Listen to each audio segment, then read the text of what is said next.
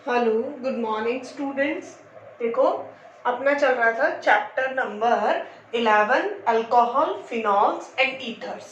ठीक है, चैप्टर 11 में अपन डिस्कस कर रहे थे केमिकल प्रॉपर्टीज के बारे में। ठीक है, नॉमेनक्लेचर हो गया था, क्लासिफिकेशन हो गया था, प्रिपरेशन मेथड्स हो गए थे एंड फिजिकल प्रॉपर्टीज हो गई थी। ठीक है, लास्ट लेक्चर में अपन ने फिजिकल प्रॉपर्टीज डिस्कस की थी, boiling point, and second physical property is solubility. ठीक है, बॉइलिंग पॉइंट में अपन ने देखा था अल्कोहल्स का जो बॉइलिंग पॉइंट होता है वो हाइड्रोजन बॉन्डिंग की वजह से ज्यादा होता है। ठीक है, एंड सॉल्युबिलिटी जो थी वो भी इनकी वाटर में क्या होती है, ज्यादा होती है। किसकी वजह से? हाइड्रोजन बॉन्डिंग की वजह से। ठीक है, उसके बाद अपन ने देखा था कि बॉइलिंग पॉइंट जो होगा वो मॉलिक्यूलर मास के कैसा होगा, डायरेक्टली प्रोपोर्शनल।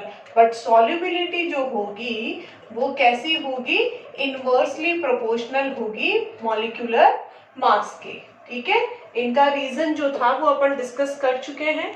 अब देखो, नेक्स्ट आज का जो टॉपिक है अपना वो है chemical reactions. Chemical reactions means alcohols जो हैं वो केमिकली किस तरह से रिएक्ट करते हैं कंपाउंड के साथ में, उसका अपन नेचर देखेंगे। ध्यान से देखना, अल्कोहल ROH। अब देखो यहाँ पे टू टाइप का क्लीवेज हो सकता है। ठीक है, फर्स्ट क्लीवेज होगा जब O और H के बीच का जो बॉन्ड है वो क्लीव्ड होगा। ठीक है, और सेकंड क्लीवेज हो सकता है जब R और ऑक्सीजन का जो बॉन्ड है वो क्लीव्ड होगा। ठीक है, अब देखो, अगर मैं फर्स्ट वाला क्लीवेज करूं मींस ROH, तो देखो यहां से जब क्लीवेज होगा तब क्या होगा, RO पे आएगा नेगेटिव चार्ज और H पॉजिटिव बाहर निकलेगा।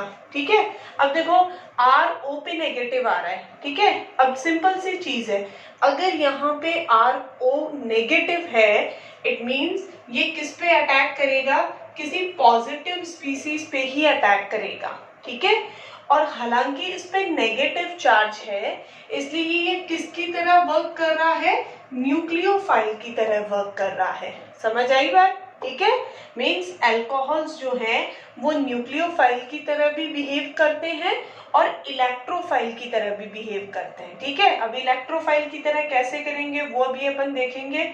ये समझ आ गया न्यूक्लियोफाइल कैसे किया, यहाँ से O और H के बीच का बॉन्ड ब्रेक हुआ, O पे आया नेगेटिव चार्ज, नेगेटिव कंटेनिंग जो स्पीसीज होती है वो होती है आपका न्यूक्लियोफाइल। ठीक है, अब देखो, अब अगर मैं ये वाला बॉन्ड क्लीव करूं ROH, यहां से अगर बॉन्ड क्लीव्ड हो तो R पे कौन सा चार्ज आएगा बेटा, पॉजिटिव चार्ज आएगा। ठीक है, प्लस OH नेगेटिव। ठीक है, अब ये R पॉजिटिव जब किसी पे अटैक करेगा तो R पे देखो कौन सा चार्ज आ रहा है बेटा, पॉजिटिव चार्ज आ रहा है ना, और पॉजिटिव चार्ज जब किसी पे आता है या ऑक्टेट इनकम्प्लीट होता है तो उस स्पीसीज को अपन कहते हैं इलेक्ट्रोफाइल।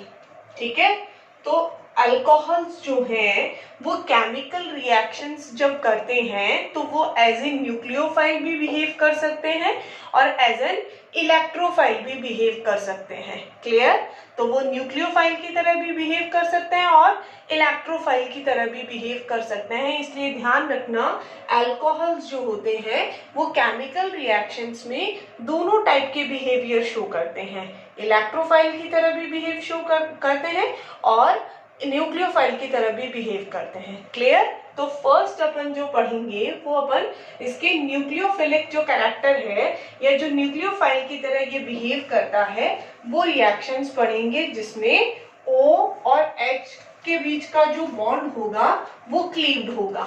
ठीक है, अब जो इसका फर्स्ट टॉपिक अपन पढ़ेंगे ये बेटा इस चैप्टर का सबसे इंपॉर्टेंट टॉपिक है, सबसे इंपॉर्टेंट। ठीक है, इस पे बहुत ज्यादा जो क्वेश्चंस है वो पूछे जाते हैं। कौन सा क्लीवेज कर रहे हैं अपन, ROH, O और H के बीच का जो बॉन्ड है वो अपन क्लीव करेंगे। ठीक है, और जब O और H के बीच का बॉन्ड क्लीव करेंगे तो H किसकी फॉर्म में रिलीज होगा, H पॉजिटिव की फॉर्म में। ठीक है, और जब आपका H पॉजिटिव की फॉर्म में रिलीज होता है तो सबको पता है इस नेचर को अपन कौन सा नेचर बोलेंगे, एसिडिक नेचर।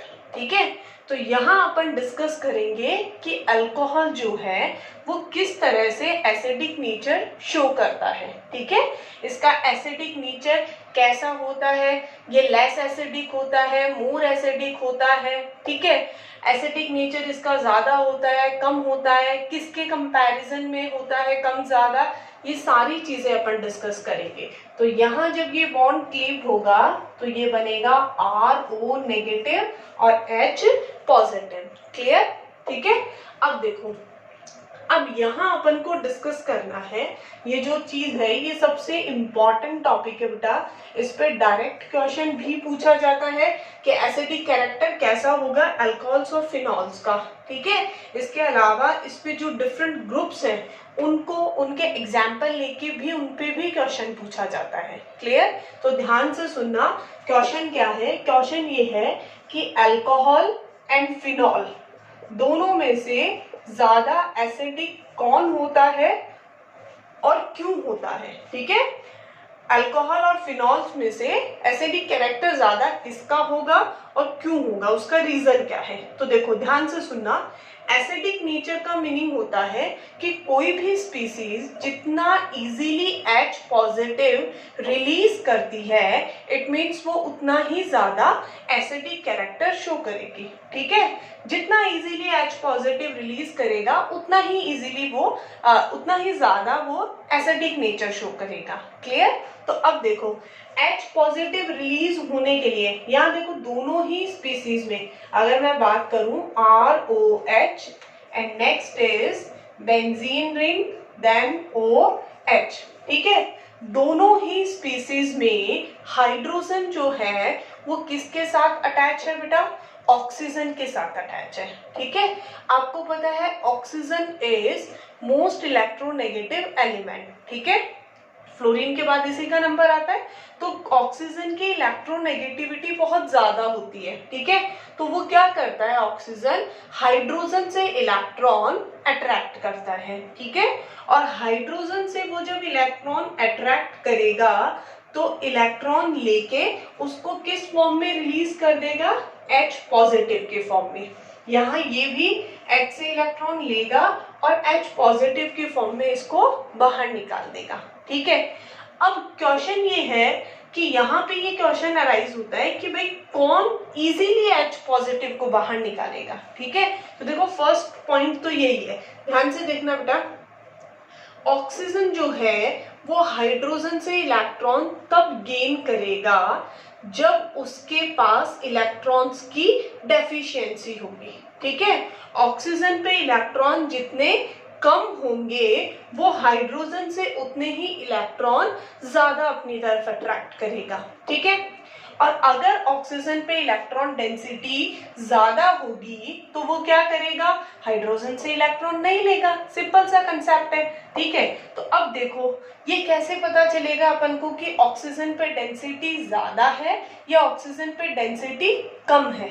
तो ये पता चलेगा ऑक्सीजन के जो नियरेस्ट एटम या ग्रुप है उससे पता चलेगा। ठीक है, देखो यहाँ ऑक्सीजन के पास में कौन सा ग्रुप अटैच है बेटा, R एल्काइल ग्रुप, जिसका कौन सा इफेक्ट होता है, plus I. Plus I means वो क्या करता है, इलेक्ट्रॉन डोनेट करता है। ठीक है, और यहाँ कौन अटैच है बेटा, बेंजीन रिंग, और बेंजीन रिंग क्या करता है बेटा, इलेक्ट्रॉन विड्रॉ करता है। ठीक है, बेंजीन रिंग जो है वो इलेक्ट्रॉन्स को विड्रॉ करता है, खींचता है। ठीक है, तो यहाँ अगर अपन बात करें तो ऑक्सीजन जो है उसके इलेक्ट्रॉन कौन ले लेगा, बेंजीन रिंग ले लेगी।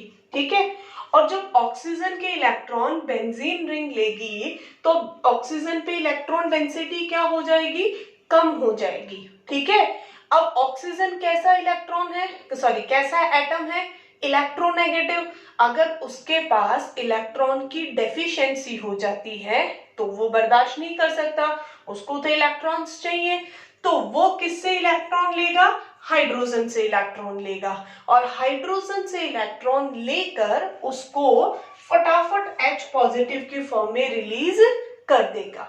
समझ आई बात?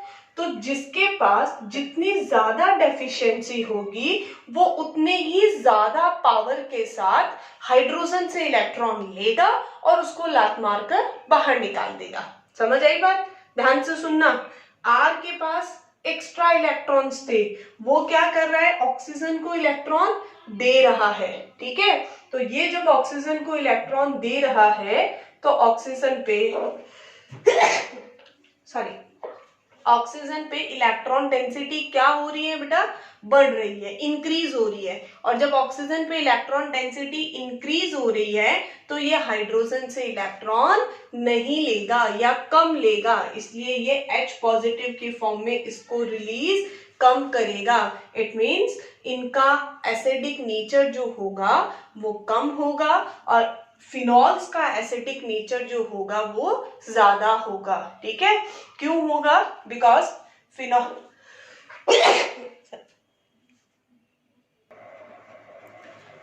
फिनॉल्स जो है उसमें कौन सी रिंग अटैच है बेटा, बेंजीन रिंग अटैच है। और बेंजीन रिंग क्या कर रही है, इलेक्ट्रॉन विड्रॉ कर रही है। ठीक है, किसे विड्रॉ कर रही है, ऑक्सीजन से विड्रॉ कर रही है। और ऑक्सीजन क्या कर रहा है, इलेक्ट्रॉन हाइड्रोजन से लेगा और उसको H+ की फॉर्म में इजीली रिलीज कर देगा। ठीक है, तो फर्स्ट पॉइंट तो ये हुआ जिसकी वजह से अपन को ये पता चल रहा है कि अल्कोहल्स जो हैं वो लेस एसिडिक होते हैं और फिनॉल्स जो हैं वो मोर एसिडिक होते हैं। क्लियर?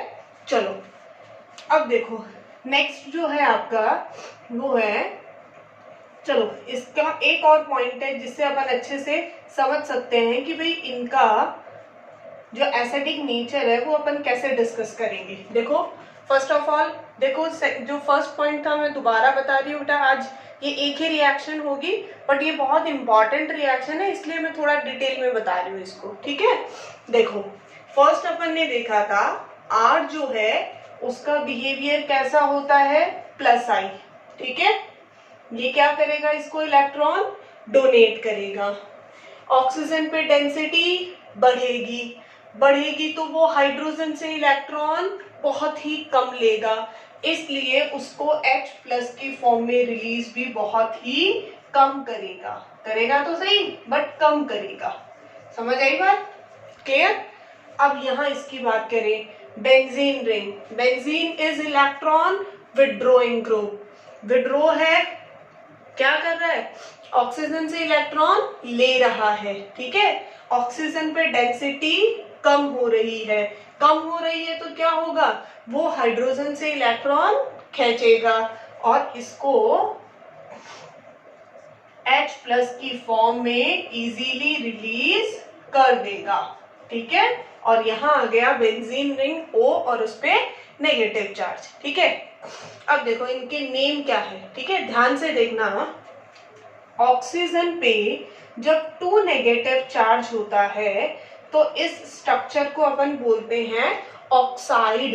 क्या बोलेंगे इसको, ऑक्साइड। ठीक है, अब अगर ऑक्सीजन से हाइड्रोजन अटैच हो गया तो इस स्ट्रक्चर का नेम क्या होगा बेटा, हाइड्रोक्साइड।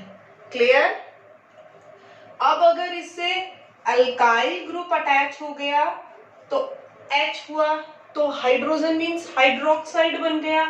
R को कौन सा बोलते हैं बेटा, ग्रुप, अल्काइल ग्रुप, तो क्या हो गया, एल्कोक्साइड। इस स्ट्रक्चर का नेम क्या हो गया, एल्कोक्साइड।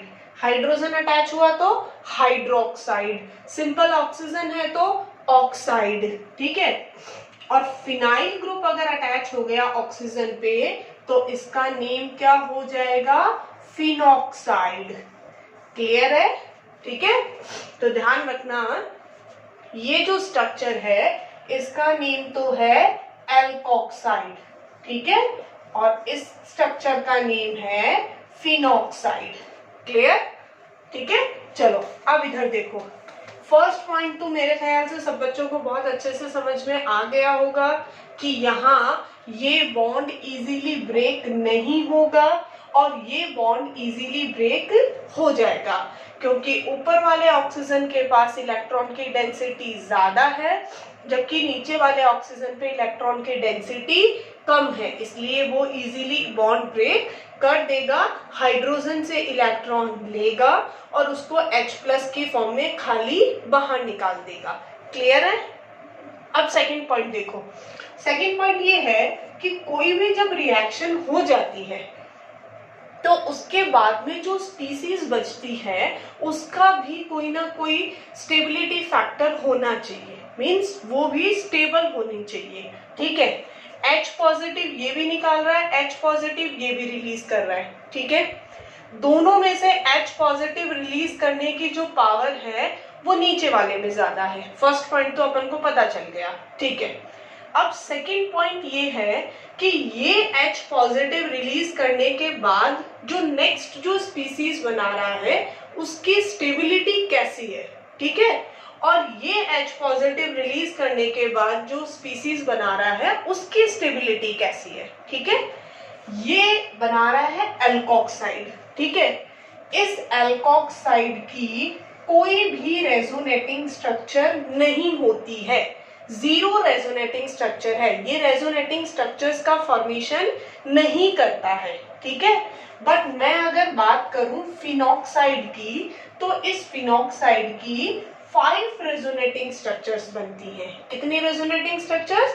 5 resonating structures. ठीक है, और आपको पता है जिस कंपाउंड की जितनी ज्यादा रेजोनेटिंग स्ट्रक्चर्स बनती हैं वो उतना ही ज्यादा स्टेबल होता है।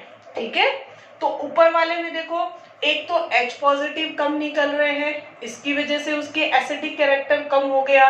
एक एल्कोक्साइड जो है उसकी कोई रेजोनेटिंग स्ट्रक्चर नहीं बन रही, इसलिए भी उसका एसिडिक कैरेक्टर कम हो गया। तो ये 2 पॉइंट्स हैं जिसकी वजह से ये प्रूफ हो गया कि इसका एसिडिक कैरेक्टर बहुत ही कम होता है। ठीक है, सेकेंड पॉइंट, ये H+ बहुत इजीली रिलीज भी कर रहा है। ठीक है, एंड नेक्स्ट H+ रिलीज करने के बाद जो ये स्ट्रक्चर बना रहा है जिसका नेम क्या है? फिनॉक्साइड। और ये जो फिनॉक्साइड है ये कितनी रेजोनेटिंग स्ट्रक्चर्स बना रहा है? 5 रेजोनेटिंग स्ट्रक्चर्स बना रहा है। कितनी बना रहा है?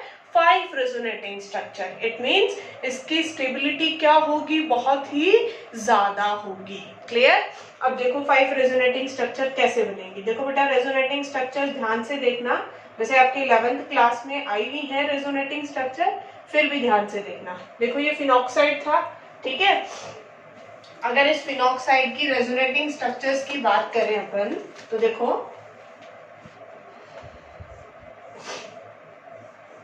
Benzene ring. ठीक है, इस पे हुआ O, यहाँ आया नेगेटिव चार्ज। ठीक है, अब देखो क्या होगा, ये नेगेटिव चार्ज जो है वो यहाँ मूव करेगा। आपको पता है नेगेटिव चार्ज जब नीचे मूव करेगा तो किसका फॉर्मेशन करेगा? बॉन्ड का फॉर्मेशन करेगा। और ये जो बॉन्ड के इलेक्ट्रॉन हैं ये इस कार्बन पे मूव करेंगे। ठीक है, तो देखो रेजोनेटिंग स्ट्रक्चर कैसे बनेगी। आपको पता है जब अपन ने जिस चीज को बिल्कुल टच नहीं किया है, उसमें कोई चेंज नहीं किया है, वो अपन ने एज इट इज लिख दी, ये वाला बॉन्ड और ये वाला बॉन्ड। ठीक है, नेक्स्ट देखो, अब मैंने अगर इस बॉन्ड को यहाँ शिफ्ट किया तो यहाँ और यहाँ दोनों पे क्या आएगा? Double bond. ठीक है, और ऑक्सीजन का नेगेटिव चार्ज हट जाएगा क्योंकि उसने अपना नेगेटिव चार्ज नीचे बॉन्ड बनाने में डोनेट कर दिया।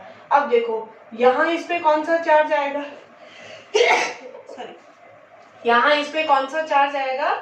नेगेटिव चार्ज आएगा। ठीक है, क्योंकि बॉन्ड के इलेक्ट्रॉन इधर शिफ्ट हो गए। ठीक है, अब नेक्स्ट क्या होगा? नेगेटिव चार्ज जो है वो किसका फॉर्मेशन करेगा? बॉन्ड फॉर्मेशन करेगा। और बॉन्ड जो है वो यहाँ पे पैरा पोजीशन पे कौन सा चार्ज क्रिएट करेगा? नेगेटिव चार्ज क्रिएट करेगा। तो देखो जो आपने चेंज नहीं किया पहले उसको लिख दो। यहाँ मैंने चेंज नहीं किया, डबल बॉन्ड O, यहाँ चेंज नहीं किया। ठीक है, अब देखो यहाँ पे क्या आएगा? डबल बॉन्ड, क्योंकि ये नेगेटिव इधर शिफ्ट हुआ है। और यहाँ भी क्या आएगा? Negative charge. ठीक है, नेगेटिव इधर शिफ्ट हुआ तो यहाँ तो बॉन्ड बन गया, और बॉन्ड इस कार्बन पे शिफ्ट हुआ तो वहां नेगेटिव चार्ज बन गया। ठीक है, नेक्स्ट देखो, अब negative charge convert into double bond and double bond convert into negative charge on ortho position. ठीक है, तो जो चेंज नहीं किया उसको लिख देते हैं, यहाँ चेंज नहीं हुआ और डबल बॉन्ड O यहाँ चेंज नहीं हुआ, ठीक है। ये यहाँ आया तो इस पे आ गया नेगेटिव चार्ज, ये ऊपर गया तो इस पे आ गया नेगेटिव चार्ज, ठीक है। नेगेटिव चार्ज इधर शिफ्ट हुआ तो यहाँ बॉन्ड बन गया और यहाँ नेगेटिव चार्ज आ गया। नेक्स्ट देखो, ये फिर से बॉन्ड फॉर्मेशन करेगा और ये जाएगा ऊपर, ठीक है। तो देखो क्या होगा, यहाँ इन दोनों पोजीशन में अपन ने कोई चेंज नहीं किया, प्लस ये नेगेटिव चार्ज इधर शिफ्ट हुआ तो यहाँ क्या आ गया double bond and then single bond O और नेगेटिव चार्ज, ठीक है। तो ये जो रेजोनेटिंग स्ट्रक्चर्स हैं 5 रेजोनेटिंग स्ट्रक्चर्स उसकी बन गई, जबकि अल्कोक्साइड की एक भी रेजोनेटिंग स्ट्रक्चर नहीं बन रही थी। It means phenol is more acidic as compare to alcohol, ठीक है। तो ये बात हमेशा ध्यान रखना कि अल्कोहल्स के कंपैरिजन में फिनॉल मॉलिक्यूल ज्यादा स्टेबल होते हैं। फिनॉल जो है वो ज्यादा एसिडिक नेचर के होते हैं और इसके जो 2 रीजंस थे वो अपन ने डिस्कस कर लिए, क्लियर। अब देखो नेक्स्ट बात आई कि भाई अल्कोहल और फिनॉल में तो अपन ने डिस्कस कर लिया कि कौन से ज्यादा स्टेबल होंगे, ठीक है। अब बात आती है 1 degree alcohol,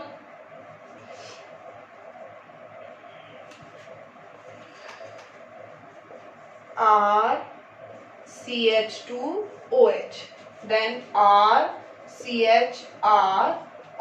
and then RCRR and OH, ठीक है। तो यहाँ देखो अब अगर अपन बात करें 1 degree 2 degree and 3 degree, in alcohol में से किसका एसिडिक कैरेक्टर सबसे ज्यादा होगा और किसका सबसे कम होगा, सोचो, थोड़ा सा दिमाग लगाओ, किसका ज्यादा होगा किसका कम होगा। देखो किसके, अपन को क्या देखना है, एसिडिक कैरेक्टर मींस ऑक्सीजन पे इलेक्ट्रॉन डेंसिटी कम होनी चाहिए, ज्यादा नहीं होनी चाहिए। अगर ऑक्सीजन पे इलेक्ट्रॉन डेंसिटी ज्यादा हुई तो वो हाइड्रोजन से इलेक्ट्रॉन नहीं लेगा, उसके पास इलेक्ट्रॉन अगर होंगे तो वो हाइड्रोजन से इलेक्ट्रॉन नहीं लेगा, उसको H+ की फॉर्म में रिलीज नहीं करेगा, ठीक है। तो ध्यान से देखना, यहाँ इसके पास 3R ग्रुप अटैच है, 1 2 3, इट मींस इस पे इलेक्ट्रॉन डेंसिटी बहुत ज्यादा है, तो ये H को H+ की फॉर्म में रिलीज बहुत ही कम करेगा। इस पे ओनली 2 साइड से इलेक्ट्रॉन ट्रांसफर हो रहे हैं, तो इसकी डेंसिटी इसके कंपैरिजन में कम है, इसलिए ये क्या करेगा, एसिडिक कैरेक्टर इसके कंपैरिजन में ज्यादा शो करेगा। यहाँ सिर्फ इसको एक साइड से इलेक्ट्रॉन मिल रहे हैं, मतलब यहाँ पे इलेक्ट्रॉन डेंसिटी इन दोनों के कंपैरिजन में कम है, इसलिए ये H से इजीली इलेक्ट्रॉन्स ले लेगा और H को H+ के फॉर्म में रिलीज कर देगा, क्लियर है। तो यहाँ इसका एसिडिक कैरेक्टर सबसे ज्यादा होगा, उसके बाद सेकेंडरी का और उसके बाद टर्शरी का, क्लियर। तो ये हुआ अल्कोहल एंड फिनॉल्स के एसिडिक कैरेक्टर का डिस्कशन, अल्कोहल और फिनॉल्स में से कौन ज्यादा एसिडिक होगा और अल्कोहल्स जो हैं उनमें से 1 डिग्री 2 डिग्री और 3 डिग्री में से सबसे ज्यादा एसिडिक कौन होगा, क्लियर।